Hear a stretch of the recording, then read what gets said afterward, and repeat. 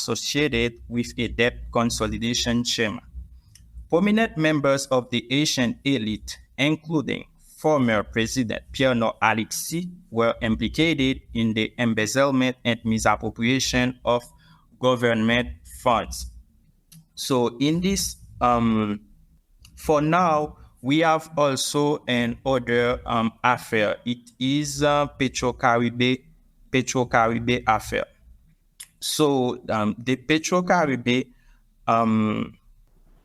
and we have the 𝗓𝐶𝐶 affair. So it's set up in 2005 by then Venezuelan President Hugo Chavez, allowed Caribbean nations to buy Venezuelan oil on favorable terms.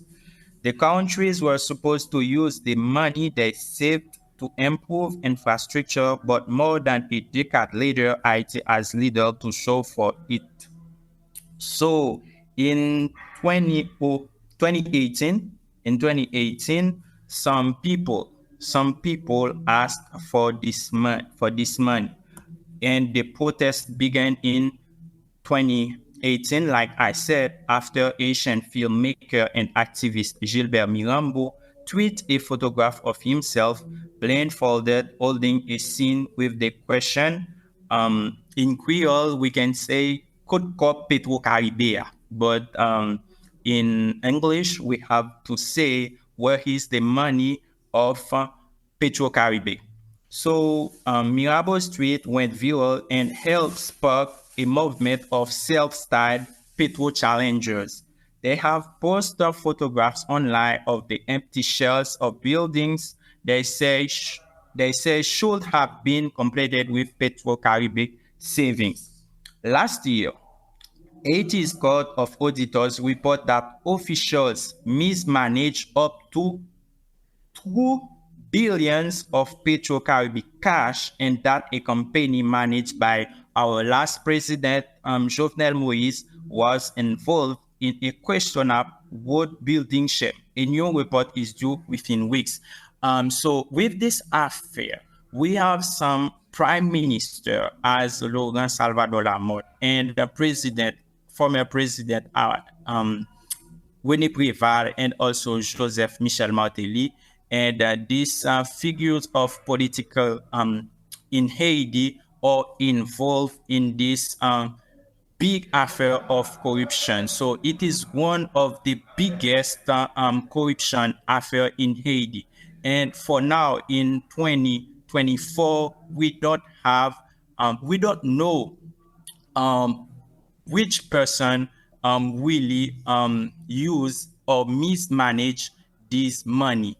But nowadays, we have to give back this money to Venezuela. But unfortunately, the money didn't do what it was supposed to do. Thank you. And Wow. corruption is a disease that is eating away the country. And as I always said to some friends and other people, we miss with the 𝗏𝗏𝐻𝐻 money, we miss the opportunity to develop Haiti. We missed this opportunity because it was billions dollar that is vanished, and because of corruption, no one is being charged in this affair. No one is being charged. So I think we could do a lot of thing with this money. We can build hospital, school, university, and we did anything with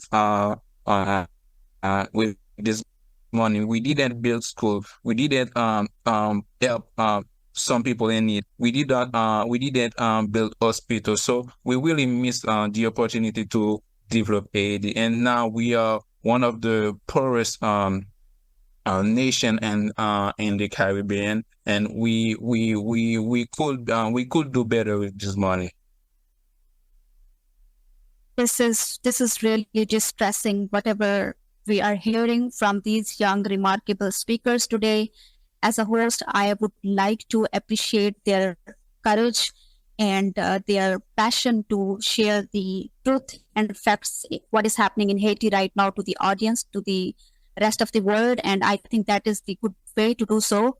And that is why Kectil episode appreciates and promotes young voices from the countries where such, corruption or such genocides might have been happening.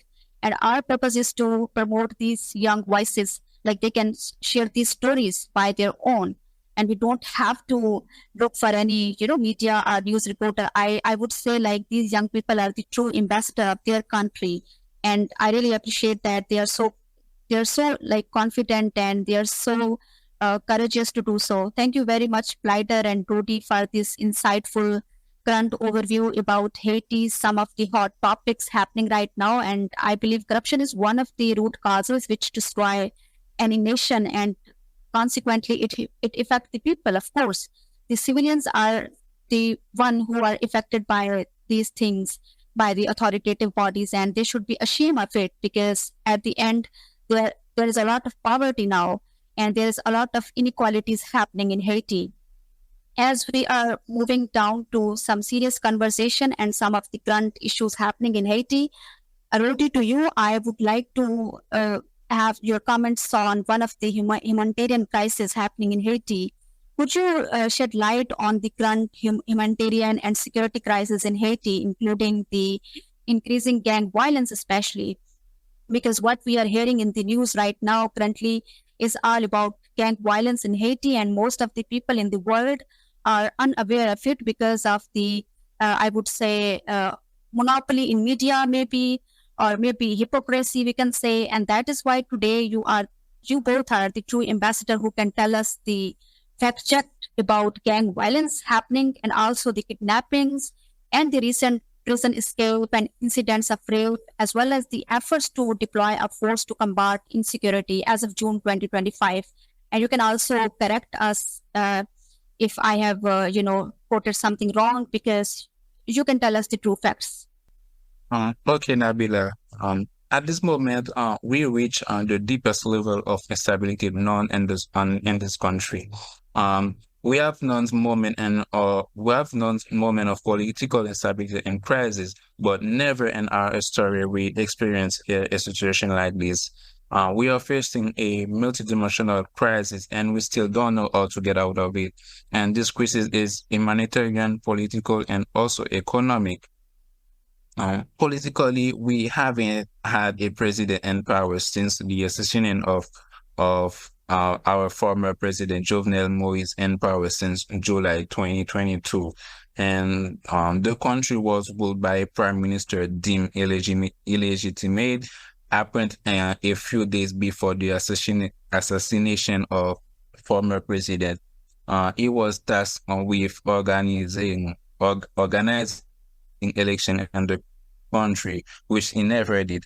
We don't have a sitting senator or deputy today because there were never any election. So our legislative system is inoperative right now. To deal with this crisis, with the support of the United States and the international community, a council of 7 presidents were formed in May 2024 with a 2-year mandate to organize election. After a few months from May 2024, we still don't see a real change in this situation. Over the year, armed gangs have multiplied, terrorizing the Haitian population, and better armed than before, with much more power. They control almost all the capital power plants. With the governance inaction and the national force inability to stop them, they have done whatever they want. They such as breaking out of presence in the countries, attacking police station, kidnap, kill people, and much more. And recent month and past month, I don't remember the exact month. They have released all prisoners from the country's largest prison, the National Penitentiary. Faced with gang violence, many families have abandoned their homes, and entire neighborhood have been deserted. According to the IOM, more than 1,065 people have been internally displaced by gang violence. All of this happening under the eye of the United States. In fact, most, if not all, of the weapons used by the gang to terrorize the population come from the USA. The same people who say they want to help us. Today, we have a multinational force led by Kenya, supported by the United States and Haiti to fight the gang. Every Haitian just hope to see results from this international mission. And obviously, all this problem affect the country's economy. And Blayter talked a little bit about our economy. We don't produce, we import almost everything we consume. So it's a very unequal country too. So the figures are edifying. The richest 20% of Haiti control more than 60% of the wealth. And the poorest 20% have less than 2% of the wealth, according to some data. The biggest part of the population who live in extreme poverty, and the unemployment rate has reached 35%. So it's very difficult for young people to find job or find a good job. It's very difficult for us, and all those situations make Haitian want to leave the country, especially for the United States. And young people, professional, our doctor, all of them want to leave to escape this difficult situation. And with the humanitarian power program launched by President Biden, to encourage Haitians to enter the United States, several Haitians have already used this to leave the country, and we lost students, we lost professional, we lost doctor, we lost almost every people that can help Haiti. Well, like so many distressful terms I can hear. Like you have mentioned, no legislative system right now, no one sitting as a senator in the parliament, no elections, and like people are relying on the imports, and that is very expensive, of course, and the economy is totally shut down. This is the current situation in Haiti right now, and the gang violence, as Roody has just had an insightful overview about this situation as well in Haiti right now. And like most of the people, like common civilian, are being affected and being targeted. And of course, there is a lot of violent activities being happening in Haiti.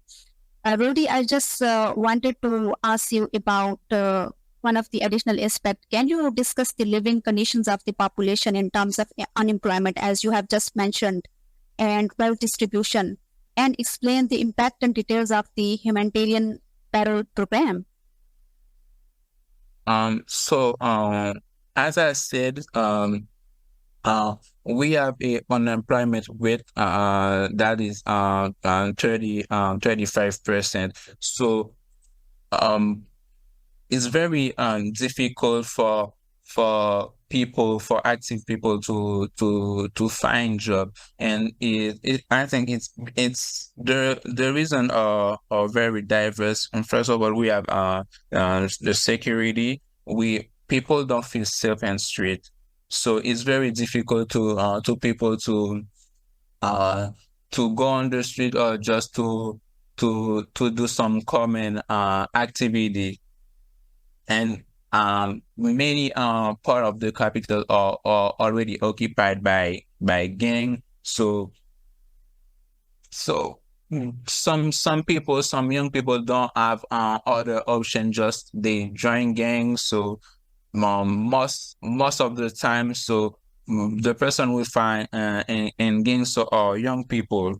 And also because of unemployment rate, security, and much more situation, people just want to leave Haiti, and I can understand them, because you want to feel safe, you want to have a job, you want to provide for your family, and in Haiti, most of the time you don't have this opportunity. And with the humanitarian power program by President Biden that offer, I would not say offer, that it's facilitate Haitian to reach United States, and many of Haitian are already leave the country to go to USA, because they think in USA they could do better, they can find job, they can provide for their family, and also they want to escape this situation in Haiti right now.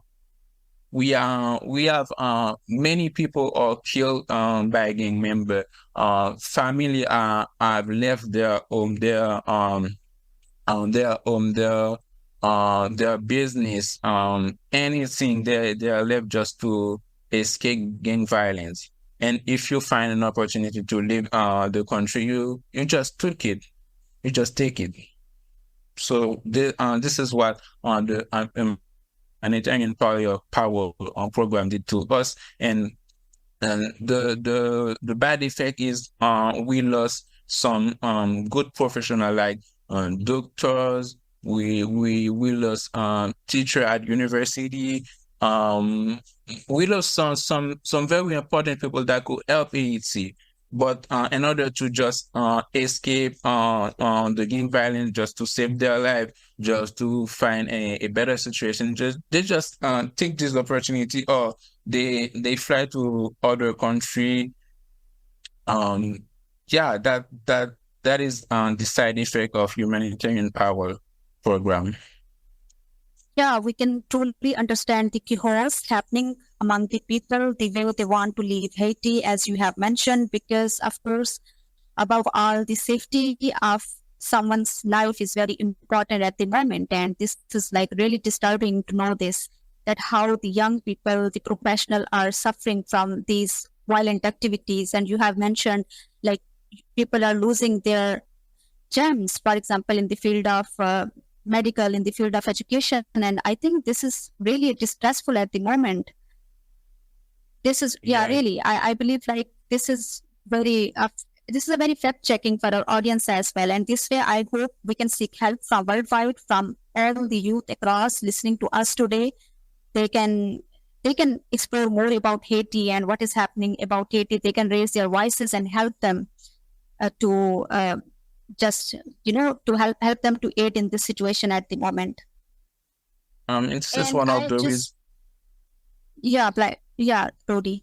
Wait, this is one of the reasons I want to do this podcast to raise our awareness of our situation right now, because people don't really know people don't really know what happened to Haiti right now, and I'm surprised when I first met some colleague, they don't know anything about Haiti. They didn't know Haiti was a country. So it was very important to me to do this podcast, just to raise awareness of our situation. Maybe our voice, me, Blayter, can go further. Yeah, Blayter, would you like to add some comment on this current situation? Thank you, Nabila, for the opportunity, and thank you, Woody, for your words. So we have two situations, like Woody said. First of all, we have the gang violence. This situation is very, very difficult. So I can say that because the gang violence makes some issues in the country, and gang violence is raging in Haiti. The country is divided into several parts, and people cannot move around freely, and they terrorize the entire population, and that is one of the reasons why some Asians just want to go to the United States with the humanitarian power program, because it is a way for them to save their lives. So nowadays, it is very difficult to move forward in Haiti. But as you know, we are a resilient people, and we always find a way to move forward and to keep make some good things around the world. So that what we gonna keep doing. And secondly, nowadays we have another prime minister. The name is 𝐥𝐭, and he pretend he will do something to give us a break with this situation. And also, as Woody said, we have the Kenyan police in Haiti right now, some of them, but the population is divided about the presence of these Kenyan police. Thank you. Yeah, this is like, first of all, I really encourage your encouragement for this, for taking out time and coming to this podcast and sharing all this information to our audience. And I believe this fact-checking information is very important, which is genuinely coming from the youth who is not only living in that country, rather they are facing these daily routine challenges. And there's a lot of chaos going in Haiti right now. For our audience who have just joined us, I just wanted to mention Haiti is currently under violent activities, like gang violent activities, kidnapping, unemployment, and the youth is at the stake of losing their life, and they already have been sacrificing their life. They have lost their friends, they have lost their gems in different professions, in different fields. So I think this is the time for the rest of the world, for the rest of the youth, that we should be raising our voice for Haiti today and to help them as much as we can. So you can also go check some, international, authentic, global news channels where you can even write the blogs for Haiti to raise the voice for them.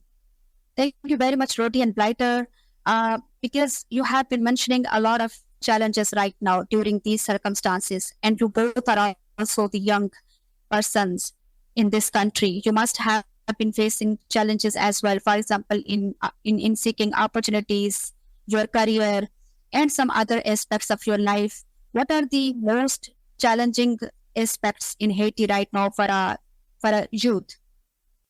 Both of you can comment on this. Thank you, Nabila. Yes. I want to say it's not always easy for young people in Haiti. I'm lucky to have the 𝐓𝐻 scholarship and opportunity. I'm very grateful to them. I can say I'm lucky because a lot of young people don't have this opportunity to go on to higher education. Others have started but can't finish because of the situation in the country. We have always a situation that happen and that break the country. So especially to those who study in state university, they can't finish normally the program at university. They are very frustrating situation. And today, all of the young people want to leave the country, as I said before. And thanks to USA humanitarian program power, many have left the country to go to the USA. And the opportunity aren't many. So, but there, as I mentioned, help. This is a very good opportunity for young people to just continue with their education. There are also many young people benefit from scholarship to study abroad, like campus grants, etc. And other local NGOs support some family. And I can say there are also some few opportunities that I don't really know, but there are a few opportunities, but you have to be very careful to just take opportunity. And me as young people, I'm expect to graduate this year. So my biggest challenge right now is to find a job. I will become an architect in a few, so I don't see clearly where I'm going to work. So that's my challenge, and this is the challenge of many of young ladies. They can't find a job. So they are 25, they are 26, so they are still unemployed. So this is a very frustrating situation when you know you are getting old and you can't provide for yourself, you can't provide for your family. So this is very frustrating for people. Now me, so I'm lucky to move further with my education. So I was always a good student. So I'm keep doing my thing. So I have this opportunity. So now I'm going to be an architect. So I expect to find a job just to provide for myself and my family. So this is my biggest challenge right now, and I think this is the challenge many of of young in Haiti is facing right now. And this situation is very challenging for young people, very, very challenging.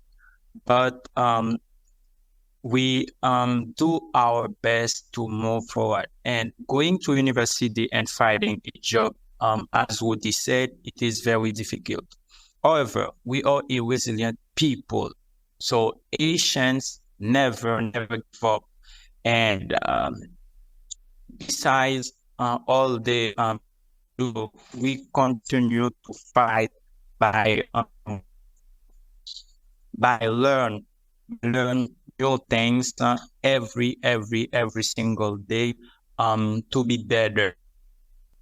Once again, to my audience, I would request all of you to support the youth in Haiti right now, because they are in chaos. They are facing a lot of violent activities.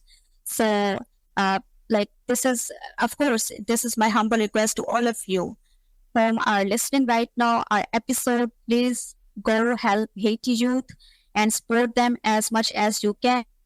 And as Roody and Blayter, as a young person living in Haiti, have already mentioned about their lives, their challenges, and how it is hard for them as well to save their life Haiti currently. I think they are also at the risk of losing their lives, and we never know. And thank you very much, Roody and Blayter, for this encouragement, coming out and raising voice for rest of the young people in Haiti as well. This is really important. And I guess this is really distressful, disturbing, hearing all these things happening to the youth. Youth is very important to this planet because they have to play a crucial role in the development of this world. They are the future leader of today and tomorrow. And without them and without their contributions, we could not even yield a better world. That is why it is important to bring youth on the front desk today, so that they can speak, they can raise voice, and they can have equal opportunities. As we are moving down to, closing our podcast, I would like to take maximum advantage of this episode to give most of the time floor to our speakers. So, Rudy, I would start from you once again. Please record your final message to the rest of the world, to the rest of the billions of youth listening you today. So whatever in your heart you have, you can tell them this message at the moment, and what help you are seeking and how better they can help you. What are some, good strategies, and what are some good ideas with which the rest of the youth can help you? Thank you, Nabila. And I want to thank the Kectil program for giving me this opportunity to be part of this great family, and to be part of this podcast, to raise my voice to the world, to raise awareness on what happened to it in Haiti right now. So, as Blayter said, we are resilient people. So we are always find opportunity to do better, to do better things. And as young people in Haiti, I want to say to every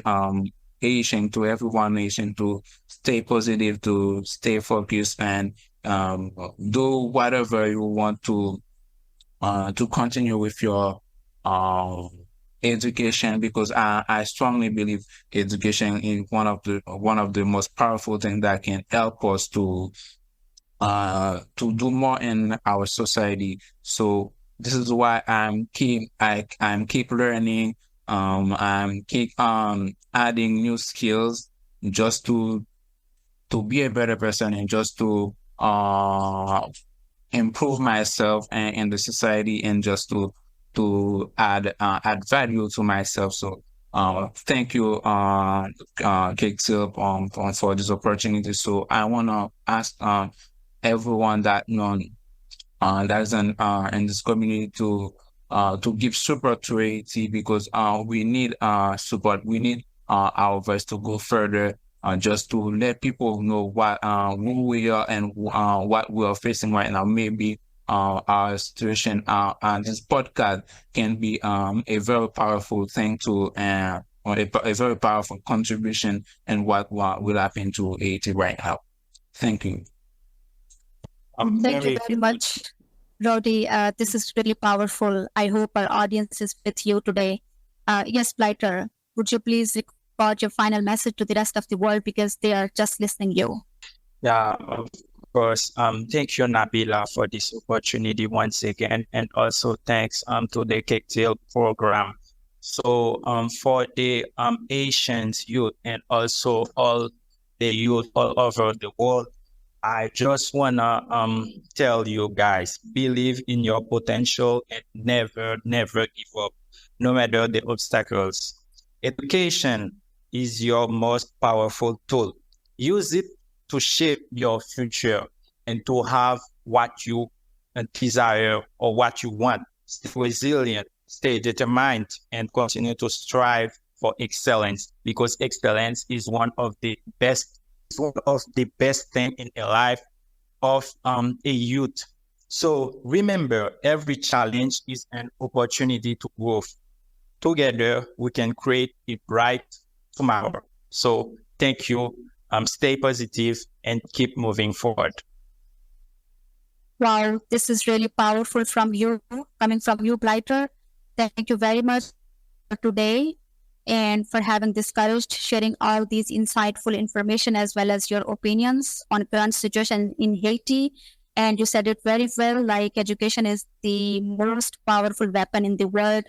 I truly agree with this. And thank you very much, Roody, as well, for such an wonderful, insight on the Haiti's current situation. And I hope our audience is with us, listening all these information, and they would like to help you maximum as much as they can. And we also extend this humble request to all the youth across the world.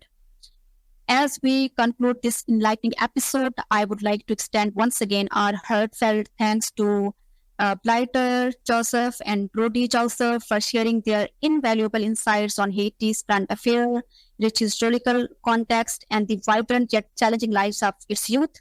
We have delved into the complexities of political instability, the profound impact of historical events, and the urgent humanitarian and security issues facing the nation today, which is very important. It is clear that while Haiti faces significant challenges, there is also immense resilience and hope among its people, for which we can see Roody and Blayter a very live, example today. We hope this discussion has provided a deeper understanding of the multifaceted nature of Haiti and inspires further engagement and support for the Haitian community. Thank you for tuning in, and we look forward to continuing this important conversation in our future episodes. And once again, please remember your brother and sisters in Haiti and help them as much as you can. This is the true fact-checking call for you, so it is up to you whether you want to wake up or you just want to sleep. Thank you.